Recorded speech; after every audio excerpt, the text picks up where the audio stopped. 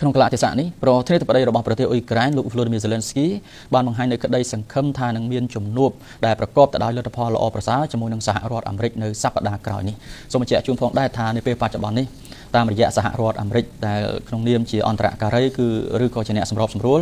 ដឹកនាំដោយលោក Donald Trump ផ្ទាល់ការងារនេះគឺលោក Trump កំពុងតែជំរុញឲ្យរុស្ស៊ីនិងអ៊ុយក្រែនបញ្ចប់សង្គ្រាមជាមួយគ្នាឲ្យបានឆាប់តាមដែលអាចធ្វើទៅបានប៉ុន្តែការងារដែលលោក Donald Trump កំពុងធ្វើនេះគឺបានទទួលរងនឹងការរិះគន់ខ្លាំងពីអ៊ុយក្រែន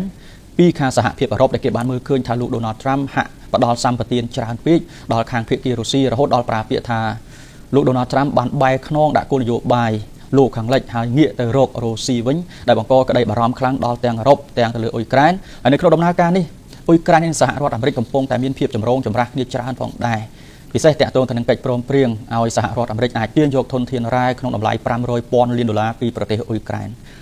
លោកសេរីមជារួមតាជំនួបនៅសប្តាហ៍ក្រោយដែលលោក Zelensky លើកឡើងនេះតើជាជំនួបបែបណាទៅវិញហើយឬក៏យើងអាចនិយាយជារួមថារឿងដំណើរការសន្តិភាពអ៊ុយក្រែននេះរហូតមកដល់ពេលនេះភាគីពាក់ព័ន្ធពិសេសអ៊ុយក្រែននិងអាមេរិកនិងរុស្ស៊ីនេះបានឈានដល់ដំណាក់កាលណាទៅហើយបាទបើតាមសេចក្តីប្រកាសពីលោក Volodymyr Zelensky ផ្ទាល់ក៏ដូចជាខាងភាគីសហរដ្ឋអាមេរិកគឺលោក Witkoff ដែលជាប្រេសិតពិសេសសហរដ្ឋអាមេរិកទទួលបន្ទុកការបញ្ចប់សង្គ្រាមនៅក្នុងប្រទេសអ៊ុយក្រែននេះបានអះអាងប្រហែលគ្នាថាគម្រោងជំនួបស្វែងរកសន្តិភាពឲ្យប្រទេសអ៊ុយក្រែនរវាងសហរដ្ឋអាមេរិកនិងអ៊ុយក្រែនដែលនឹងត្រូវធ្វើឡើងនៅប្រទេសអារ៉ាប៊ីសាអូឌីតនៅសប្តាហ៍ក្រោយនេះគឺត្រូវបានធ្វើឡើងក្នុងក្របខ័ណ្ឌក្រុមការងារគេហៅថា team work ក្នុងក្របខ័ណ្ឌក្រុមការងារមិនមែនជំនួបរវាងលោក Volodymyr Zelensky ប្រធានាធិបតីអ៊ុយក្រែនជាមួយនឹងលោក Donald Trump ប្រធានាធិបតីរបស់សហរដ្ឋអាមេរិកនោះទេគឺជាជំនួបរវាងក្រុមការងាររបស់សហរដ្ឋអាមេរិកនិងក្រុមការងាររបស់ប្រទេសអ៊ុយក្រែនហើយជំនួបនេះគឺនឹងត្រូវបានធ្វើឡើងក្នុងគោលដៅពិភាក្សាគ្នាអំពីគ្រោងការគោលគេហៅ framework of peace គឺគ្រោងការគោលស្តីពីសន្តិភាពនៅក្នុងប្រទេសអ៊ុយក្រែនដូច្នេះការពិភាក្សាគ្នាជំនួបនៅសប្តាហ៍ក្រោយរវាងអ៊ុយក្រែននិងភាគីអាមេរិកនេះគឺសំដៅទៅលើការបញ្ចប់សង្គ្រាមហើយចំណែកភាពតានតឹងរវាងសហរដ្ឋអាមេរិកអ៊ុយក្រែននេះគឺហាក់ដូចជាមានភាពធូរស្រាលហើយមានភាពធូរស្រាលនៅត្រង់ថាប្រធានាធិបតីរបស់ប្រទេសអ៊ុយក្រែនលោក Volodymyr Zelensky មិនត្រឹមតែផ្ញើលិខិតសុំទោសនិងអរគុណរាប់រយដងទៅលើសហរដ្ឋអាមេរិកដែលបានជួយក្នុងសង្គ្រាមនៅក្នុងប្រទេសអ៊ុយក្រែនដល់ប្រទេសអ៊ុយក្រែនរយៈពេលជាង3ឆ្នាំកន្លងមកនេះទេសហរដ្ឋអាមេរិកក៏កំពុងតែប្រឹងប្រែងដើម្បីស្វែងរកការបញ្ចប់សង្គ្រាមនៅក្នុងប្រទេសអ៊ុយក្រែនដែរដូច្នេះភាពតានតឹងដែលកើតឡើងពីការប៉ះទង្គិចគ្នាពីការជជែកគ្នាតឹងសរសៃកកាលពីថ្ងៃសុក្រចុងសប្តាហ៍មុនរវាងលោក Volodymyr Zelensky និងលោក Donald Trump នោះហាក់មានភាពធូរស្រាលហើយប៉ុន្តែឥឡូវនេះគ្រាន់តែភាគីទាំងពីរជួបចរចាគ្នានៅប្រទេសអារ៉ាប៊ីសាអូឌីតដើម្បីស្វែងរកគ្រោងការគោលមួយស្ដីពីការបញ្ចប់សង្គ្រាមហើយចំពោះការពាក់ព័ន្ធជាមួយនឹងខាងភាគីរុស្ស៊ីនោះគឺសហរដ្ឋអាមេរិកបានពិភាក្សាគ្នារួចជាស្រេចហើយដែរជាមួយនឹងភាគីរុស្ស៊ីដូច្នេះនៅពេលបច្ចុប្បន្ននេះសហរដ្ឋអាមេរិកជាអន្តរការីសំខាន់ក្នុងដំណើរការក្នុងការងារបញ្ចប់សង្គ្រាមនៅក្នុងប្រទេសអ៊ុយក្រែនដោយសហរដ្ឋអាមេរិកបានជួបខាងភាគីរុស្ស៊ីផងនិងបានជួបខាងភាគីអ៊ុយក្រែនផងក្នុងការនិយាយគ្នាអំពីផែនការដែលត្រូវបញ្ចប់សង្គ្រាមនៅក្នុងប្រទេសអ៊ុយក្រែននៅពេលដ៏ខ្លីខាងមុខនេះបាទយើងឃើញថានៅក្នុងដំណើរការដើម្បីឲ្យមានសន្តិភាពឡើងវិញរវាងរុស្ស៊ីនិងអ៊ុយក្រែននេះគេបានមើលឃើញកិច្ចការដ៏ធំមួយដែលកំពុងតែយើងអាចមើលឃើញថាជាការងារស្នូលមួយបើសម្រាប់មិនបានប្រហែលជារឿងសន្តិភាពនេះទៅមិនរួចគឺរឿងរវាងអ៊ុយក្រែនហើយសហរដ្ឋអាមេរិកដែលជាសម្ព័ន្ធមិត្តជាមួយគ្នាស្រាប់នេះរឿងការចុះហត្ថលេខាលើកិច្ចព្រមព្រៀងឲ្យអាមេរិកទាញយករ៉ែរបស់អ៊ុយក្រែនហើយអ៊ុយក្រែនចង់អាមេរិកធ្វើបន្តការពារផ្នែកសន្តិសុខឲ្យខ្លួនជាដើមនេះចង់ដឹងថារឿងចុះកិច្ចព្រមព្រៀងរ៉ែឲ្យអាមេរិកអាចទាញយករ៉ែទៅបាននេះអាចជួយអ្វីខ្លះឬក៏ផ្ដល់ផលចំណេញអ្វីខ្លះដល់អ៊ុយក្រែនដែរលោកសេរីពីព្រោះថាយើងបានមើលឃើញថាអ៊ុយក្រែនជឿទុកចិត្តអាមេរិកបាទតាំងពីចាប់ផ្ដើមតាំងពីមុនសង្គ្រាមមកហើយរហូតដល់ឥឡូវយើងបានមើលឃើញថាអ្នកខាតគឺអ៊ុយក្រែនខ្លួនឯងហើយឥឡូវបើបន្តធ្វើតាមការចង់បានរបស់សហរដ្ឋអាមេរិកទៀតតាមមើលអ៊ុយក្រែនអាចមានអីចំណេញបាទចំពោះផលចំណេញនេះខ ខាងភាគីអ៊ុយក្រែនមិនចំណេញអីទេបាទនៅក្នុងកិច្ចព្រមព្រៀងធ្វើអាជីវកម្មរ៉ែរវាងអ៊ុយក្រែននិងសហរដ្ឋអាមេរិកនេះបើតាមការអះអាងរបស់ភាគីអាមេរិកថាអ៊ុយក្រែនចំណេញនៅត្រង់ថា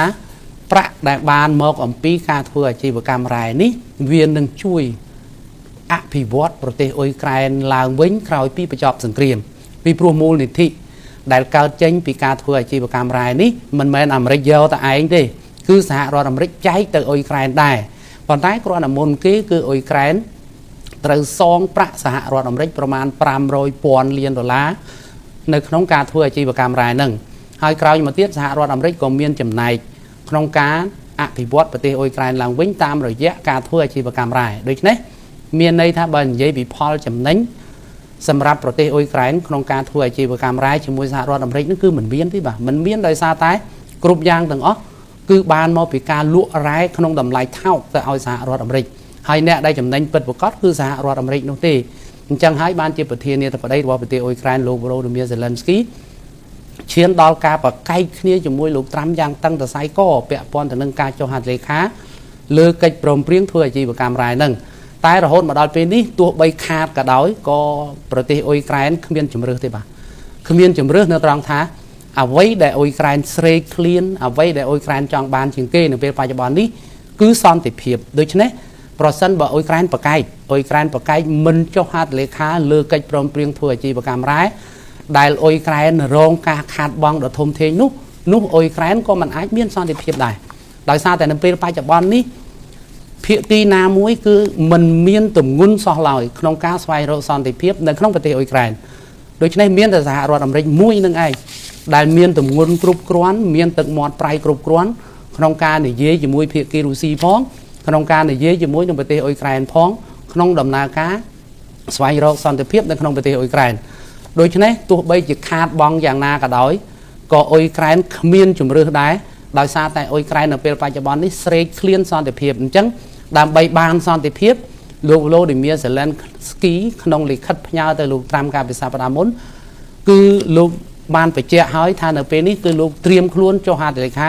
ទៅលើការធ្វើអាជីវកម្មរ៉ែដូច្នេះឲ្យតែអ៊ុយក្រែនបានសន្តិភាពគឺអ៊ុយក្រែននឹងធ្វើគ្រប់បែបយ៉ាងដូច្នេះសរុបមកវិញត្រង់ថាអ៊ុយក្រែនចំណេញអ្វីក្នុងកិច្ចព្រមព្រៀងក្នុងការធ្វើអាជីវកម្មរ៉ែនេះគឺអ៊ុយក្រែនមិនមានផលចំណេញអ្វីទេប៉ុន្តែប្រសិនបើអ៊ុយក្រែនចុះហត្ថលេខាលើការធ្វើអាជីវកម្មរ៉ែជាមួយសហរដ្ឋអាមេរិកនោះពន្លឺសន្តិភាពនៅក្នុងប្រទេសអ៊ុយក្រែនអាចនឹងកើតមានការបញ្ចប់សង្គ្រាមនៅក្នុងប្រទេសអ៊ុយក្រែនអាចនឹងកើតមានតែប្រសិនបើប្រកែកមិនចុះហត្ថលេខាលើអាជីវកម្មរ៉ែគឺសន្តិភាពនៅក្នុងប្រទេសអ៊ុយក្រែននឹងមិនកើតមានទេបាទលោកសេរីមកចាប់អារម្មណ៍ទៅលើចំណុចមួយទៀតយើងបានមើលឃើញថាអ៊ុយក្រែននិងសហភាពអឺរ៉ុបដូចជាមិនដែលទុកចិត្តហើយក៏តែងតែមានក្តីបារម្ភអំពីរុស្ស៊ីតេតូននឹងរុស្ស៊ីគឺដែលទុកចិត្តរុស្ស៊ីប៉ុន្តែផ្ទុយទៅវិញលោក Donald Trump បន្ទាប់ពីឡើងកាន់តំណែងនៅក្នុងអាណត្តិទី2របស់លោកនេះទៅជាហាក់ងាកទៅរករុស្ស៊ីទៅវិញតើរវាងអាមេរិកហើយនិងសហភាពអឺរ៉ុបនៅពេលនេះតើមានការយល់ឃើញយ៉ាងណាចំពោះរុស្ស៊ីនេះតើរុស្ស៊ីនឹងពិតជាការគម្រាមកំហែងសម្រាប់អឺរ៉ុបមែនឬយ៉ាងណាបាទតាមពិតគឺរុស្ស៊ីពិតជាគម្រាមកំហែងសម្រាប់សហភាពអឺរ៉ុបមែន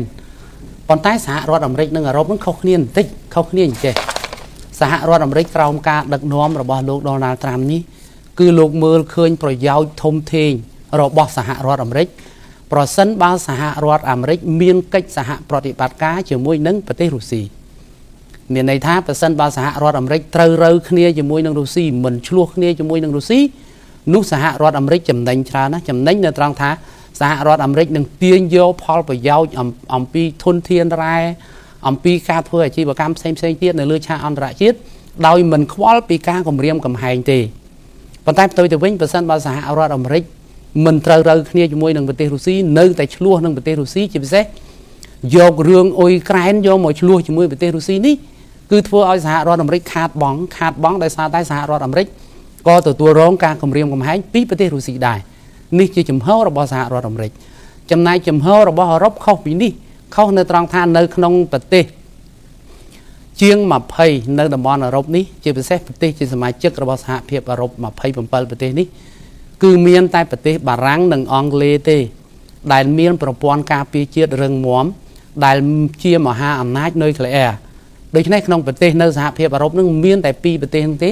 គឺបារាំងនិងអង់គ្លេសដែលមានអាវុធនុយក្លេអ៊ែរនៅក្នុងដៃប៉ុន្តែខុសពីនោះជាប្រទេសតូចតាចដែលមានប្រព័ន្ធការពារជាតិនឹងវាទន់ខ្សោយហើយសហភាពអឺរ៉ុបប្រទេសនានាដូចជាប្រទេសប៉ូឡូញដូចជាហ្វាំងឡង់ស៊ុយអែតប្រទេសបែលហ្សិកហុងគ្រីស្លូវ៉ាគីជាដើមគឺជាប្រទេសដែលមានប្រព័ន្ធការពារជាតិនឹងខ្សោយដូច្នេះហើយបានជាក្នុងគោលដៅសហភាពអឺរ៉ុបទាំងមូលគឺប្រទេសតូចៗទាំងអស់នឹងទទួលរងការគំរាមកំហែងពីប្រទេសរុស្ស៊ីមានតែបារាំងនិងអង់គ្លេសប៉ុណ្ណោះសូម្បីតែអាល្លឺម៉ង់ដែលជាប្រទេសនាំមុខគេផ្នែកសេដ្ឋកិច្ចនៅសហភាពអឺរ៉ុបហើយនឹងជាប្រទេសដែលមានប្រព័ន្ធបច្ចេកវិទ្យាយោធាខ្លាំងក្លាដែរក៏នៅតែអាល្លឺម៉ង់ខ្លាចរុស្ស៊ីដដែលអញ្ចឹងបានជាជំហរសហភាពអឺរ៉ុបហាក់ដូចជាឆ្លេឆ្លាហាក់ដូចជាភ័យស្លន់ស្លោចំពោះប្រទេសរុស្ស៊ីដោយសារតែមានតែបារាំងនិងអង់គ្លេសទេដែលអាចទប់ទល់ជាមួយរុស្ស៊ីបានក្រៅពីនោះគ្មានប្រទេសណាអាចទប់ទល់ជាមួយនឹងរុស្ស៊ីបានទេចឹងហើយបានជាសហភាពអឺរ៉ុបចង់ការពារប្រទេសទាំងអស់នោះក្នុងគោលដៅស្រាក់ដៃគ្នាប៉ុន្តែពេលវេលានេះទោះបីជាសហភាពអឺរ៉ុបស្រាក់ដៃគ្នាបង្កើនថវិកាលើវិស័យការពារជាតិក៏វាហាក់ដូចជាយឺតពេលដោយសាររុស្ស៊ីនៅតែជាប្រទេសគំរាមកំហែងទៅលើសន្តិសុខនៅសហភាពអឺរ៉ុបដដែលអញ្ចឹងហើយបានជាជំហរអឺរ៉ុបនេះភ័យឆ្លេឆ្លាខ្លាំងមែនទែនប៉ុន្តែសហរដ្ឋអាមេរិកបែរជាចង់ត្រូវរើគ្នាជាមួយនឹងប្រទេសរុស្ស៊ីដោយសារតែសហរដ្ឋអាមេរិកមើលឃើញផលចំណេញមួយផ្នែកនិងមិនបារម្ភពីសន្តិសុខជាពិសេសប្រព័ន្ធការពារជាតិរបស់ខ្លួនដូចជាសហភាពអឺរ៉ុបនោះទេបាទ